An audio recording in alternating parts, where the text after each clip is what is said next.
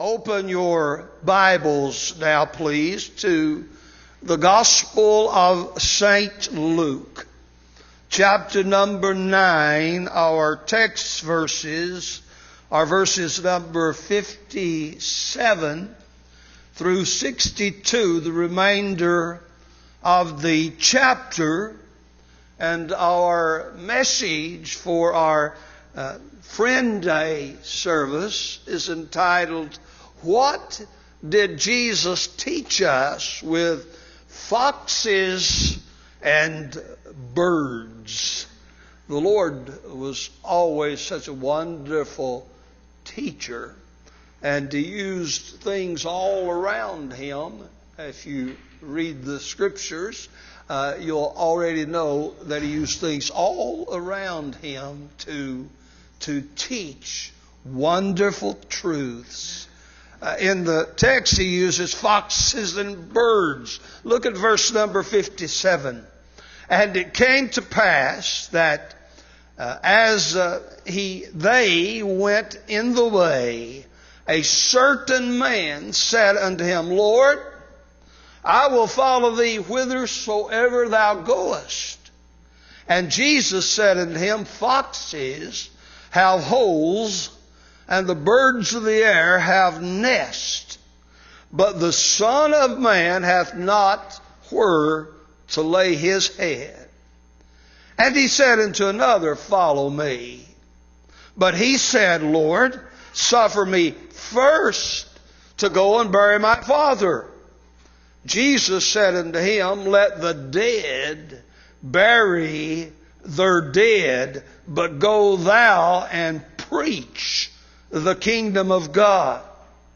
And another also said, Lord, I will follow Thee, but let me first go and bid them farewell which are at home at my house.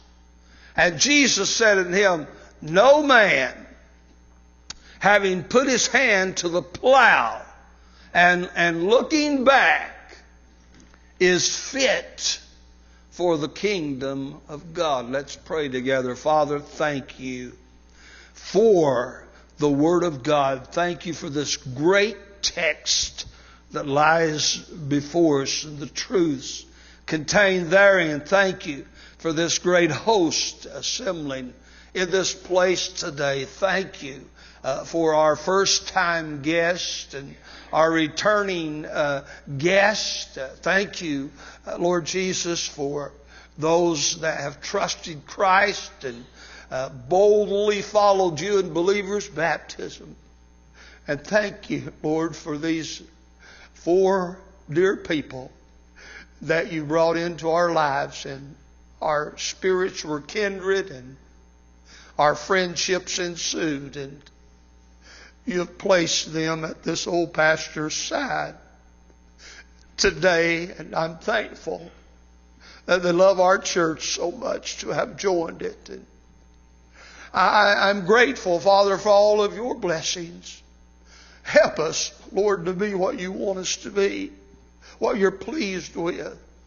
Anyone here that isn't certain of eternity, Lord, and I just heard some horrible news from one that's dear to me and a dear friend, and I hope that there's a mistake.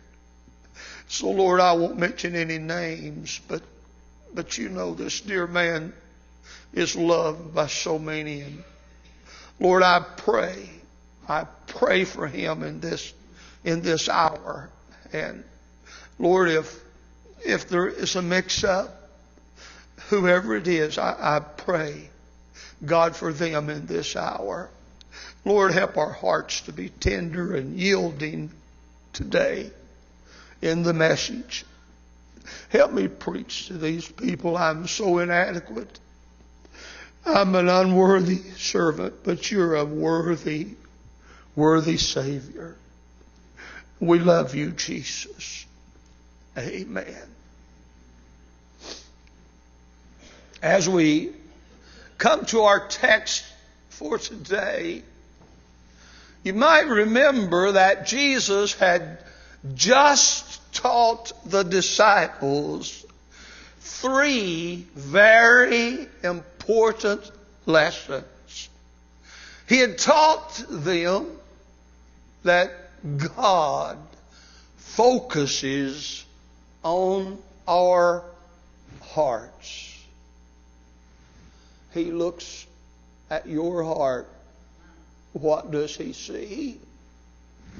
He taught us that He has followers. God has followers that aren't with us. And He taught the disciples that a fiery judgment belongs to God. It doesn't belong to God's people. Now, He's approached by a certain man in the crowd that's so impressed by Christ's ministry that he says, Lord, I'll follow Thee whithersoever Thou goest. Jesus then informed him of the difficulties he had faced in an itinerant ministry, saying, young man, the foxes have holes and the birds of the air have their nests, but the Son of Man, I don't even have, Jesus said, a place where to lay my head.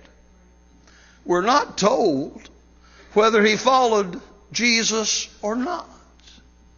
Evidently, Jesus knows that he's dealing with a very fickle crowd and turned to another of them and said, follow me, you follow me. And this fella also indicates that he will follow Jesus, but he says, but first, Lord, let me go and bury my father. Now, there's something suspicious about that statement, isn't there? Because to begin with, if his father had just died, what's he doing out there in the countryside listening to some itinerant preacher? Wouldn't he be home grieving? And wouldn't he be with the family preparing a funeral? Perhaps that's why Jesus seemed rather harsh in his reply. He said, a young man said, let the dead bury their dead. But you go and preach the kingdom of God. Again, we're not told whether he did so. And still another fellow says, Lord, I'll follow Thee, but first let me go and say goodbye to all my family that is at home. And Jesus replied to him that no one who would put their hands to the gospel plow and then turn back at the pleadings of others or the circumstances of life, that they were not worthy, were not fit for the kingdom of God. Here's my guiding thoughts for the message today. First of all, there's a scribe's desire. Secondly, in the text, we see that the Savior's declaration, what Jesus said. And lastly, we see a servant's dilemma, one that all of us that would be servants face every day of our life, really. But first of all, let's consider this fella that's so impressed with the ministry of Jesus that he says, Lord, I'll follow you wherever it is that you might go. And Jesus, if you notice what he said, he then told him the difficulties that he would face as an itinerant preacher. But first of all, I want to take you to Matthew's accounts.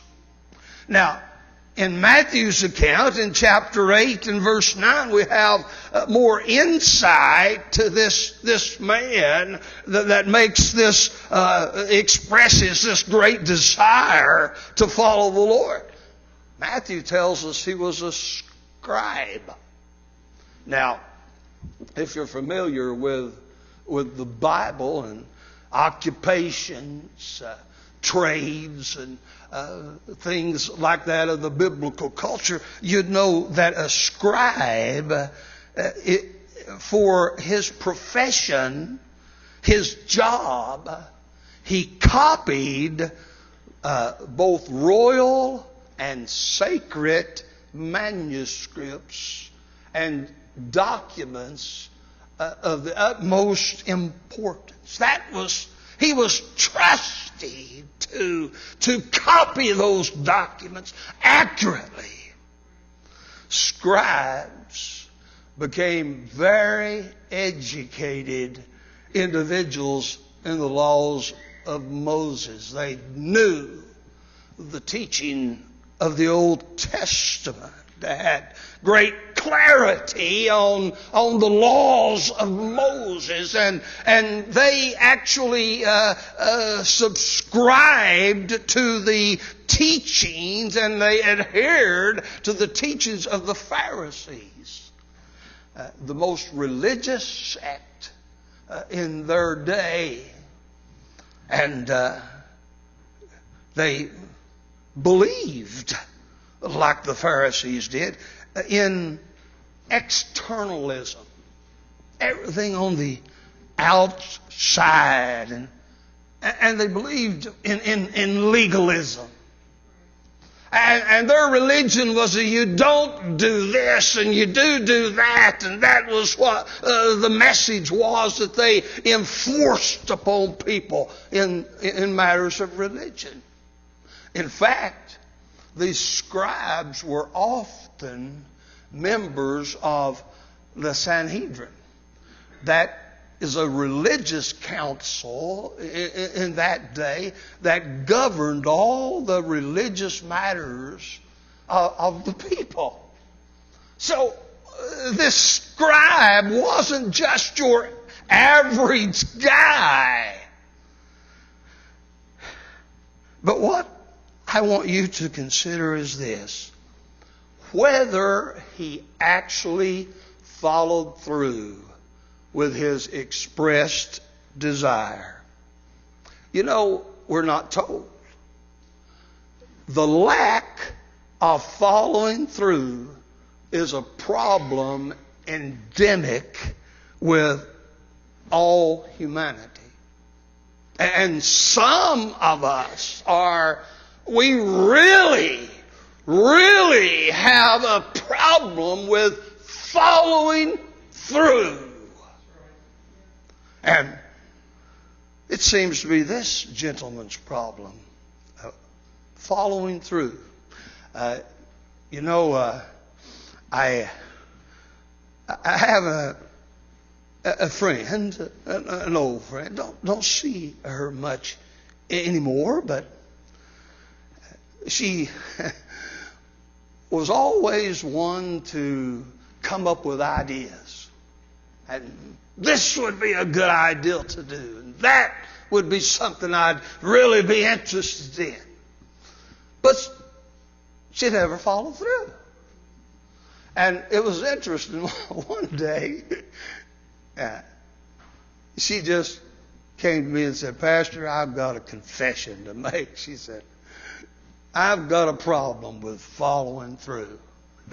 She said, I get so excited at so many things, and I just think it's a wonderful ideal at the time, but I just have a real problem. Then I lose interest. I don't follow through. I'm sure that you've been guilty of that. I think I've been guilty of that too. And I think about everybody I know has been guilty of that. But here's what I want you to consider. Talk is cheap, isn't it? About anyone can afford to talk. Anyone. Now, whether he followed through, we do not know. Over the years, I've seen so many that have started out only to sizzle out. We do not know this young man of the text, but in his life, the Lord wants us to see that there is a need not only to express a desire to follow the Lord, but do it well enough that it might be recorded of us that, hey, he followed through. She followed through. She did what she said she wanted to do.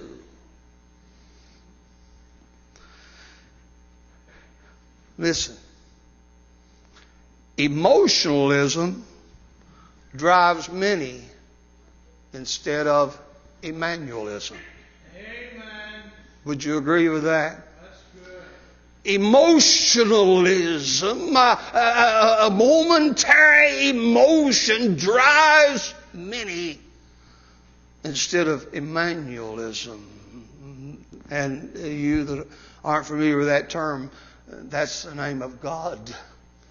It's Christ's name. Emmanuel. God with us. Amen.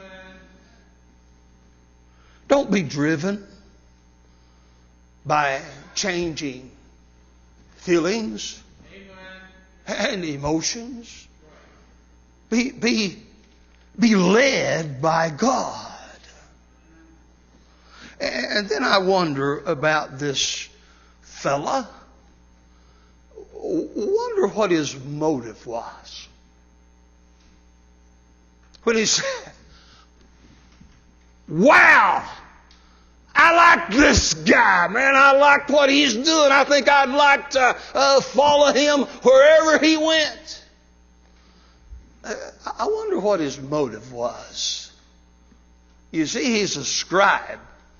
I wonder if perhaps he didn't want the job of being chief historian for the life of Christ and the disciples. Maybe he was out of a job. Didn't have anything else better to do at the time. And he said, man, this is my profession. I've been trained to record royal and sacred manuscripts and record significant facts of history. I think I'd be their copyist. I just wonder what his motive was. Do you wonder what his motive was? Or did he actually follow through and we just aren't told? I even wonder, could he have been one of the 70 that we'll have in our message next Lord's Day? Or one of the unsung heroes?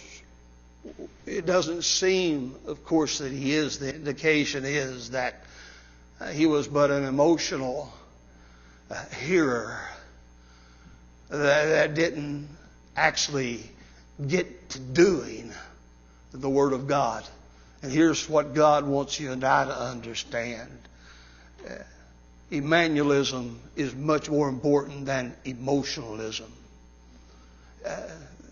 The Lord wants us to follow Him in every situation, in every year and every day of our lives. But we don't know what this guy did. It's a toss-up.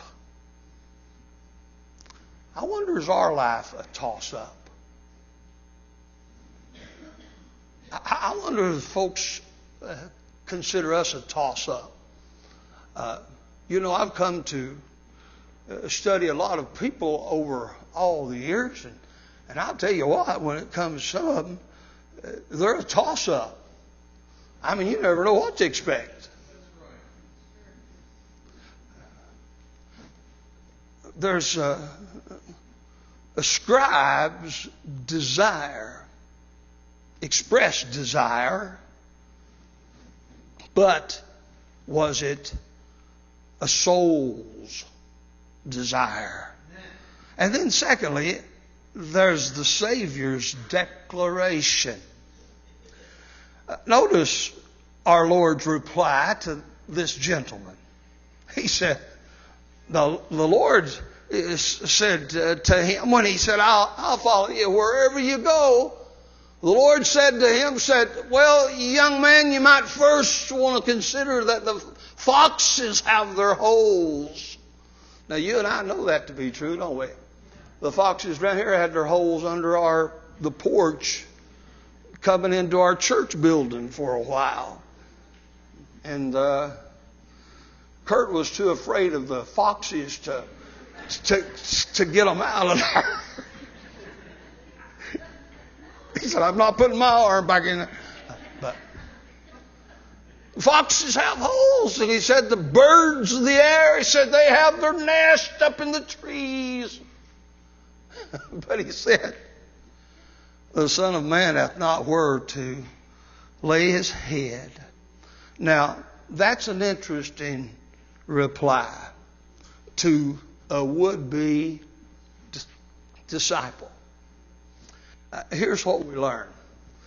Jesus provided better for the creatures that he made than he did for himself while he was on earth. Did you get that?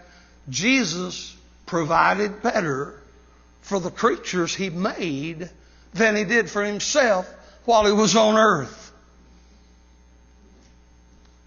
Let me say something to everybody, of course, but us preachers specifically, because, listen, really, from what Jesus said, go thou and preach the kingdom of God,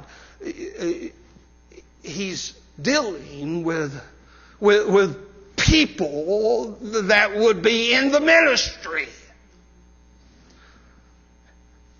Don't think, as a preacher, you deserve a life of ease, convenience, and the provision of finery.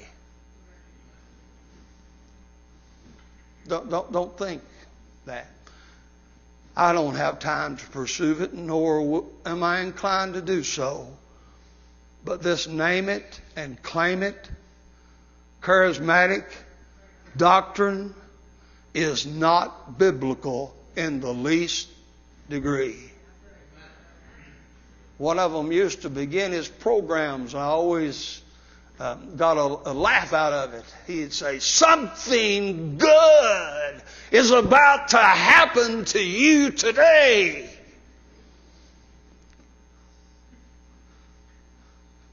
I always said it would be more accurate if you were to say, something bad could happen to you today. Because it could. Listen, don't think that as a preacher you deserve a life of ease, convenience, and the provision of finery. Second, notice please, the devil and his crowd usually have more material things than you will. you would-be preachers and would-be Christians. The devil and his crowd will usually have more material things than you do.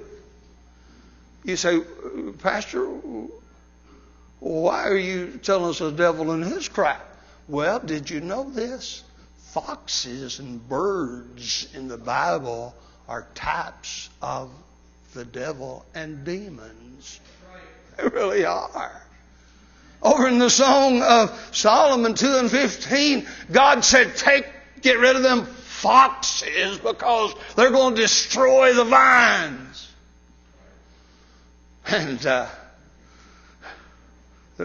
birds, Matthew chapter 13, 4 and 19, Luke 13 and 32, Revelation 18 and 2. Foxes and birds are pictures and types of devils and demons.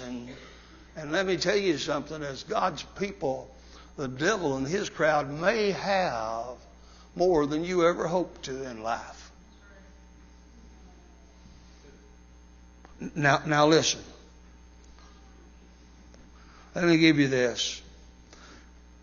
If you want to be in the spotlight of service in your church, your motive has already disqualified you from it.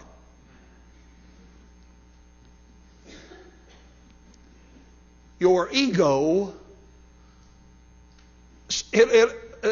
your ego won't always be massaged. And when that happens, you'll find something else that makes you feel better, or massages your ego, or puts you in the spotlight. Jesus said, fox has got a hole, the bird's got a nest. I don't have a place to lay my weary head. Just out in his itinerant travels, wherever he must lay, a rock becomes his pillow, a log, his coat, his robe, his covering, a water, and a brook, like Elisha, his strength.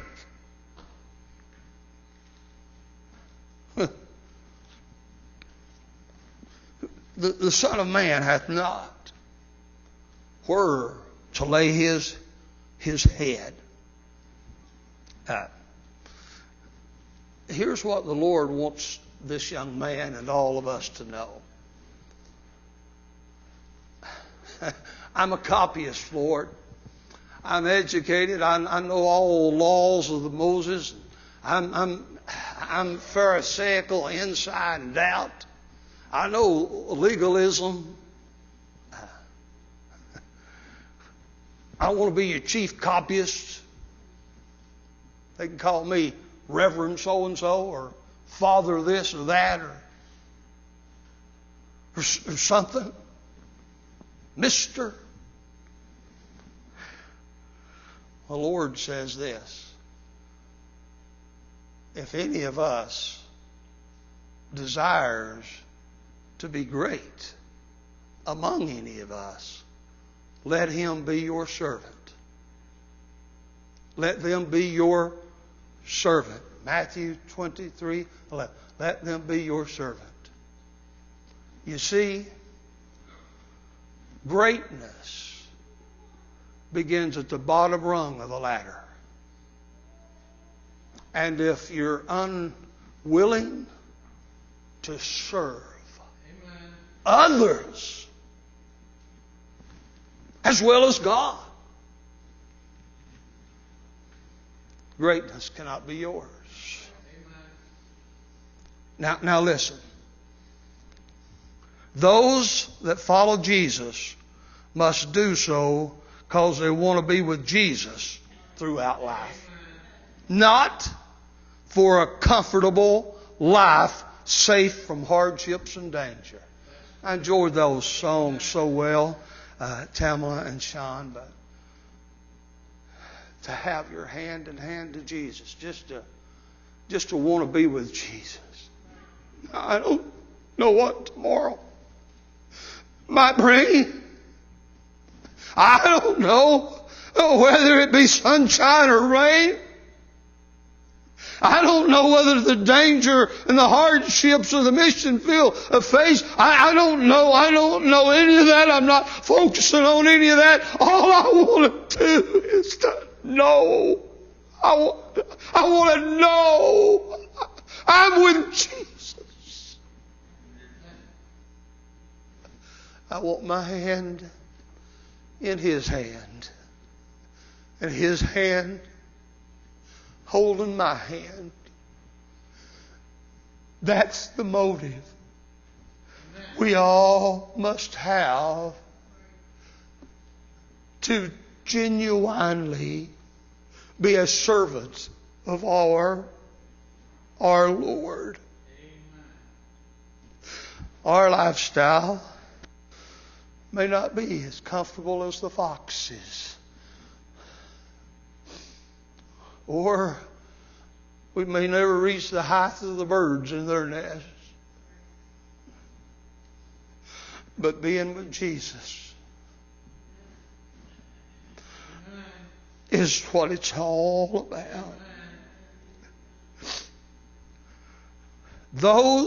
Let me give you this. I'm not picking on preachers today. Obviously, if you read the text, the preachers, primarily the fellow. Can't you read that? Go down and preach the kingdom of God. So I'm not picking on you preachers, but I'm your pastor. And as pastor, I can preach to preachers just like I do everybody else. Listen. Those that would be preachers must be willing to start out in ministry with nothing. Now the key word there is they must be willing to start out in ministry with nothing. You can see that's what the Lord said. The birds of the air have their nests, the foxes have got holes, but the Son of Man doesn't have a place to lay His head. Listen, you must be willing to start out. If you want to preach thou the kingdom of God, you got to be willing to start out with nothing. Amen.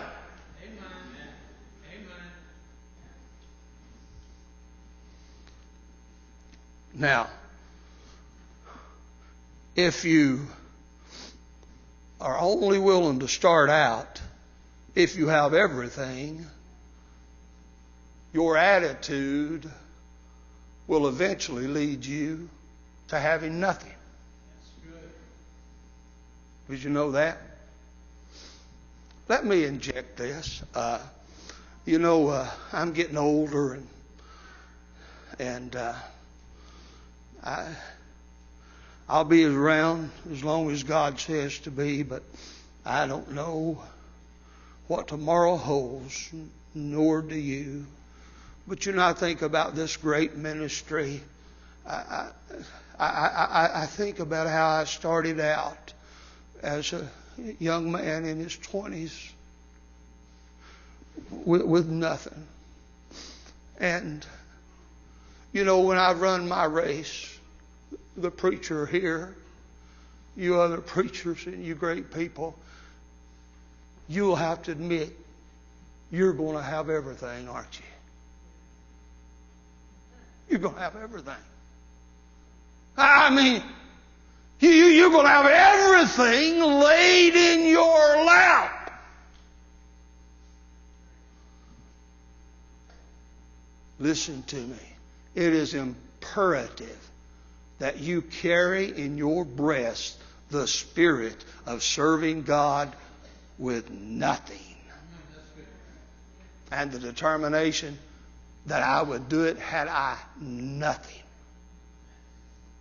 And you had better take what God has laid in your hands, essentially. What faithful families and men and women and fathers and mothers before you have sacrificed for. And never be so daggone spoiled and babyish that you let it slip through your hand through laziness and worldliness.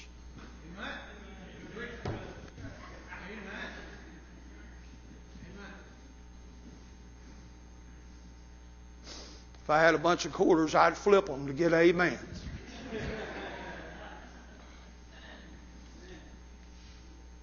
Now that comes right out of the text, doesn't it?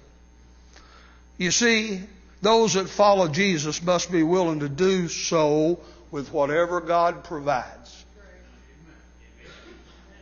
Paul said, I've learned in my life to be content with whatever the Lord provided me to have, or if I didn't have. See, the question is, why are you serving? Why are you following Jesus? Why are you preaching? Why are you in the ministry? Why are you in the singing stuff? Why are you in the classroom? Why are you sitting in these pews this morning?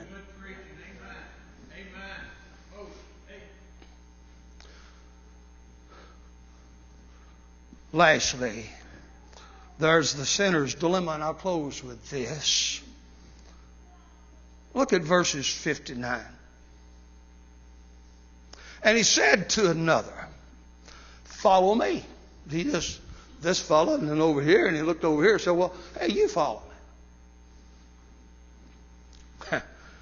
This fickle crowd, he says,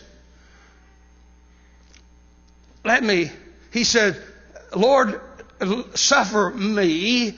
That means allow me or let me to go first to go and bury my father. And as I said earlier in the introduction, don't you can already sense there's something weird going on here. Because if this guy's dad had just died, I know when my dad died, I was so crushed, devastated. I was hurt so badly, I could hardly pick myself up off the ground, let alone be out on the countryside, following with a crowd of fickle people.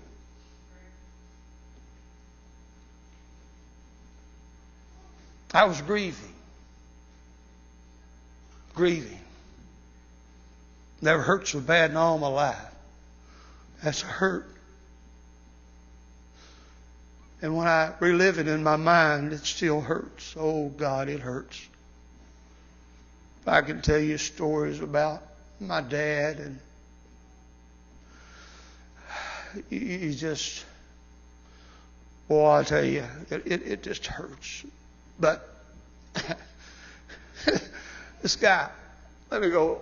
And notice how Jesus replied. Now, a lot of folks, you'd read that, man, wouldn't Jesus, that was pretty harsh, wouldn't it, Lord? I mean, would you say to a guy, his dad died, there's a dead bird, they're dead? Well, let me give you the sense of the passage. The first dead people of the passage here is those dead in sins and trespasses. They're dead spiritually. They have not the life of God. And God said, let that unsaved crowd bury that unsaved father of yours. And the reason he said that, in reality, the guy's dad hadn't died. Or I assure you that the Lord was never anything but compassionate. We see him in the funeral processions, that dear widow, and how he sympathized and hurt and cared. But you see, Jesus knows a fellow with an honest heart from a fellow with a dishonest heart. The reality of it is, this fellow wanted to stay home for a lot more years and build the father's business and build the business, and then when his father did die, he'd have freedom to do what he wanted to do with everything that's left to him. That's what was happening really in the text. So God said, young man, you better go first. You better put God first in your life. And then the other fellow said, well, I want to go say goodbye to my family. And Jesus concluded the chapter by saying, look, all your flimsy excuses, all these lies you're telling me, all this stuff that you're thinking about, he said the bottom line is this. You better lay all that stuff aside and admit to God that you're a lost, hell-bound sinner and you've fallen short of the glory of God and you've got nothing good to offer God.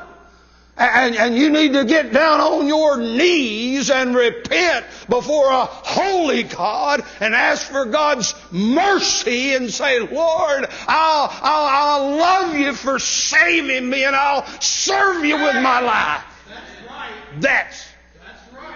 what the text is about. The question is, are you willing to do it? Are you willing to do it? A lot of people start out and then sizzle out. Boy, I tell you, I love it when people just stick. Amen. Year after year, month after month, week after week, they just stick. One of the reasons I love this great church so much, there's so many people in it. Man, I've watched you stick through everything. I've watched you stick with God through everything. I've watched you stick with this old preacher through everything.